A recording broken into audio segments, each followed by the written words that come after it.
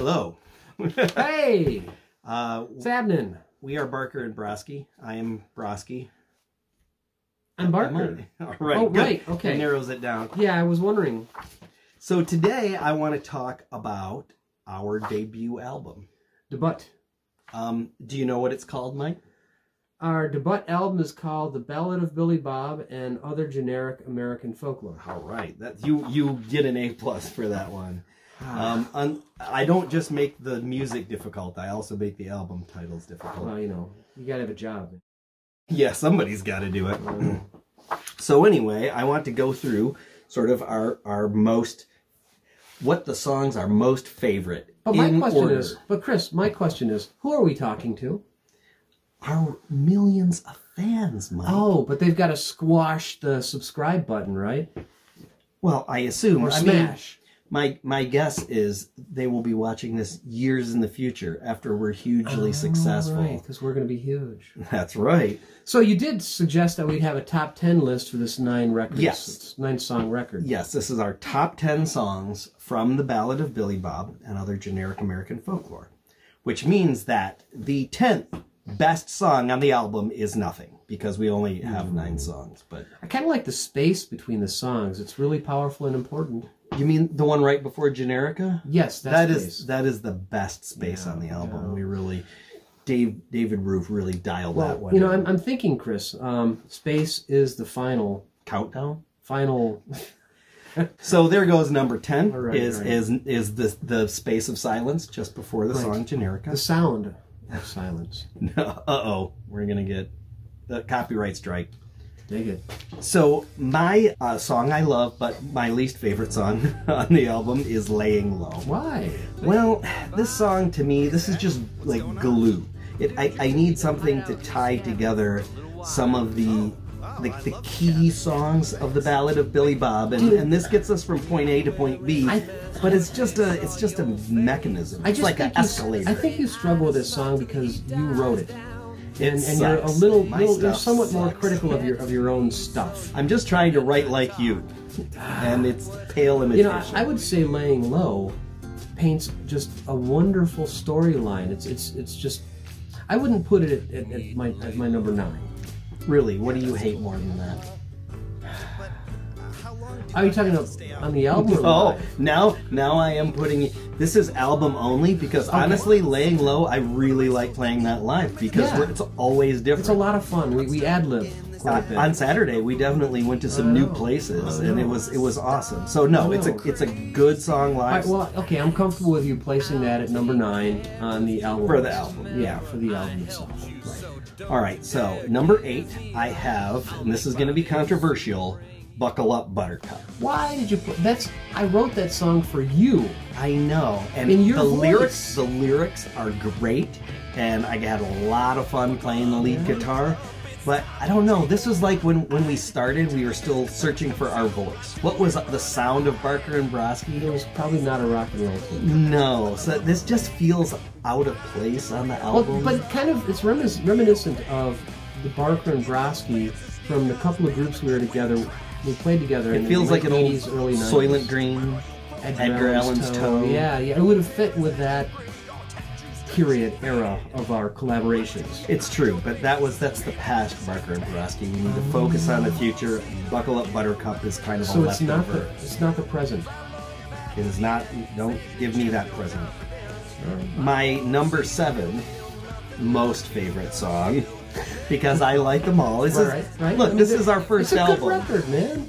And you've made albums before, right? So you have experience, but this is the first album I've ever made. I've made multi-millions of micro pennies on records. That's true. Wait, dozens of listens. I've lost more than I've made. Anyways, that's you're living the rock and roll lifestyle. I know, I've spent more on recording than I've earned. At least you don't have to live in a van down by the river. But wait, yeah, what's the 7 songs? Well, you know what? I just want to say that my goal for this album was the same goal I had when I ran my first marathon, which is to finish. Oh, and we did. And it's okay, but it has some flaws. And I think You're an Accomplice at number 7. This song kills me. Like Do you remember trying to record this? This is 6 songs in different tempos and keys. It was not a simple song to record. That is absolutely true. It was hard to write. It was hard to record. Yeah. It's hard to play. Yeah. And I had the terrible idea of making it the first song on the album. And I think it's chasing some people away. Like, we got to have like better songs. I mean, chasing people away in what way? Well, like what I notice is that people come and listen to our Spotify album and they won't make it past that song. Right, because that's the first starter, the starting gate. It may have been a little too far outside the box. But I see, that's your opinion. You, that's right. You can also have an opinion. Mike, do you remember you had a radio station up north play some of our songs a while back? I did, yeah. And do you remember what the DJ said after he played that song? Not specifically. Could you remind me? He said, "That was interesting." He did. Those were his exact words. That's right. That's right. And I think it's a great song. I really like it. It was so hard to record, and it's interesting. But the cool thing about, I mean, yes, that's true. But the really cool thing about You're an Accomplice is it sets up the whole part of the Billy Bob story. It's like it has to be the introduction into what the issues, problems, and challenges were in this triad. It's like the overture, and even though it's like 6 completely different songs crammed together, each of those songs echoes the songs that are coming forward. So I may have overdone it. It may have been a little too much for the average listener when they're hearing us for the first time. But the person that digs music might dig it. Yes. So, I can't believe you put that at number 6. Here's the problem, Mike. Our songs are pretty good, and we have to order them. If you want to move this up, you're going to have to move something down. Yeah, that's true. The reason that I put our hit single "Don't Make Our Love Like a Drive-By Shooting," the whole soul of the Ballad of Billy Bob. It is the soul. At number 6 is that I do think this is one of our best songs live, but when we recorded it, the cool thing about it being live is I'm doing all this Chet Atkins picking, I'm playing the solo and the rhythm, and people, I don't like to show off that much, I like to play music, but people love it watching me try to play that song. And when we put it in the studio, we just bulldoze it all over. You can't even. But I got to tell you, the really interesting thing about having recorded that song was we did it in a stripped down format at the beginning, where I was playing just a cajon and you were playing your nylon string, and then we went into a full, like, major mega production, sounding like a real Nashville style studio. Thanks, Dave Roof. Rooftop recording. Grand Blanc. Maybe you'll give us a discount. But then when we finished that song, we finished it with a stripped down piece too, and so I like it. It's a good tune, but I just feel bad about how I bulldozed. We recorded over the parts that everybody likes live the most, and that kind of bummed me out. That is the last song that I have a complaint about. All right, the other songs I think are. How long ago did I write that song and show it to you? I don't know, 15 years maybe? At least 15 years, maybe 20 years Nobody ago. wanted to write that song. Nobody wanted, and you took it on as a challenge and did a fantastic job. And it's grown into an epic tale of Billy Bob. It's apparently gone plutonium. That is what they say. That's what they say in the next song. Is that? Oh my gosh, man. See, this is hard. Yeah, Please Break My Heart at number 5. Again, this is one of the 2 that I wrote the lyrics to. You wrote those lyrics. Thank you. You are my muse, Mike. Right. You showed me that if you could write lyrics, anybody, how hard could it be? That's right. That's right. Anybody could write some words. Thanks for that. You just put words down on paper. Although I'm not using paper anymore, I'm actually like typing lyrics into my phone these days. Your phone. I know. You millennials. I know. Yeah, white-bearded millennial. But Please Break My Heart, it's a good song, and it wraps up this portion of the Billy Bob story just quite nicely. Puts a beautiful little ribbon and bow around it. I gotta say, one of the things I really dug about it was arranging the strings. I had never done that before. Oh, right. I wrote the whole string part, and that's my favorite part to listen to. Now. Strings, as in, you know, a MIDI violin. Well, I mean, I could print them out and have real violins play them, but they're too expensive. Would have cost way too much money. But it's real music. And I'm just a poor boy from a poor family. Oh, there goes another copyright strike. All right. Maybe I'll get busted. Busted 5 to 10. So Number 4. I really dig this song. This is just I know we wrote a catchy tune when I hear my 9-year-old stepson singing it. Right. You know, it's like, that is a good measurement. Yeah. It is. And you know, he stopped singing Old Town Road long enough to sing one of our songs. That's nice. That is a good measurement. And you wrote some really good lyrics on that one. Thank you. It's a good country rock tune. Well, I was kind of going for a Skinner kind of thing, but I missed the mark, but it's still a good song. Right. All right. I do like it. I have number 3. Number 3 is the Dystopian Waltz. It's not Thud. It's just Dystopian Waltz. I had to look that up.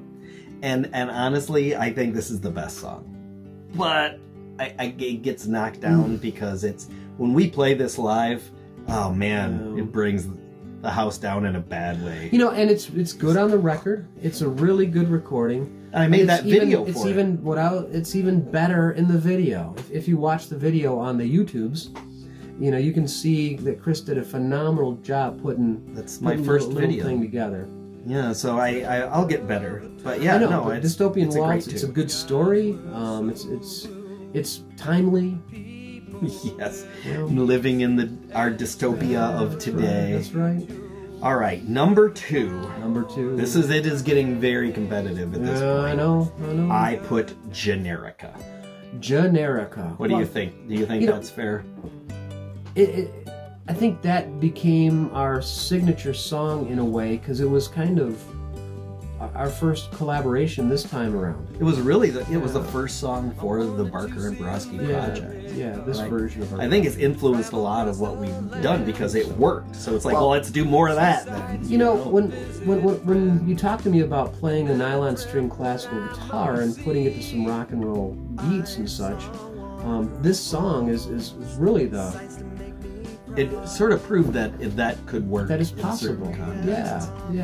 Yeah, I know the nylon string. I'm throwing a wrench into it, but I love the nylon string. It's like I'm not gonna know what this is my dream band. I thought in a perfect world, in my perfect band, what would I play? And it's my classical. Right. It's been a pain in the butt, but we have figured it out. But the classical really is the signature sound of Barker and Broski. Well, and the Zen drum. I mean, I can play any old percussion, you know. I don't know, the Zen drum, dude. When we play, people are like it's like, what you gotta come over and see this, dude. It's awesome. I love this. What is that? What is that dude doing? I'll take the attention anyway. You know, negative or positive doesn't matter. No such thing as bad press. That's right.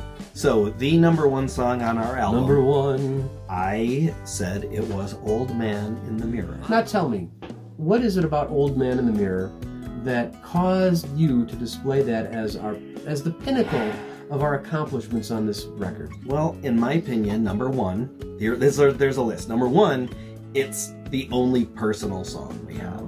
Everything else we're goofing around, we're writing stories, we're mocking other types of music.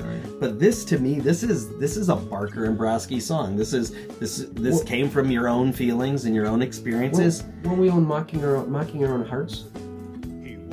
Yeah, you know, somebody's got to do it. But yeah, and then when I wrote the music, I tried to be like, all right, I'm not gonna pretend to be anything else. I'm just gonna play what feels natural, and I think this is the most Barker and Broski song we have. Well, and I do like the lyrics, and I like the imagery, and I like what you've done with the music, and you know, I'd ask you to sing it because your voice just really sounds fantastic on it. Thanks. I kind of wrote that one away from you, didn't I? But you know, you wrote the music in a way that your voice really accentuates the whole piece. I could have put a cape on. That's right. So I can sing it like Mickey Mouse. Hello there, boys and girls. Well, I hope that we have inspired you to maybe take another listen. Go in reverse order. Well, I think. Except, how can these fine people find this music? You know, the internet is a large place. And it's only one little corner. Hey, do they have that on computers now? Maybe. So yes, if you are lost on the internet and you need a lighthouse to guide you to us, I would highly recommend going to barkerandbroski.com. That's right. That is the central hub. We own that. Dude. There are links to our YouTube channel. There's links to Spotify. Right? Spotify? Yeah. Yes, there are. Yeah. There's links to Facebook. Right? Which I think that's about all we're doing. I mean, yeah, I think so. I mean, chances are you can find it on other places like iHeartRadio and... Oh yeah, I told CD Baby to just put it everywhere, spew it out there. If you look up Barker and Broski, we come up in. You can probably find it on Phil Mack's radio show now and again too. Yeah, somewhere. Yeah. Although he mostly likes our Christmas music. That's right. Our Christmas song. There'll be more. There will be more. Look out, 2021, A Cold Country Christmas. That's right. Barker and Broski presents. Hey, thanks for tuning in. Barker and Broski presents The Cold Country Heartbreakers presents A Christmas Cold Country presents. Christmas presents. We'll work on it. Thanks for tuning in, folks. Peace. Tuning in. This isn't television. You don't tune in to YouTube. Thanks for watching. I think people would say, thanks for watching. Please subscribe. We need 100 subscribers to get our own URL, and we can't get those last. That's 10. Help me out with a 0. 100.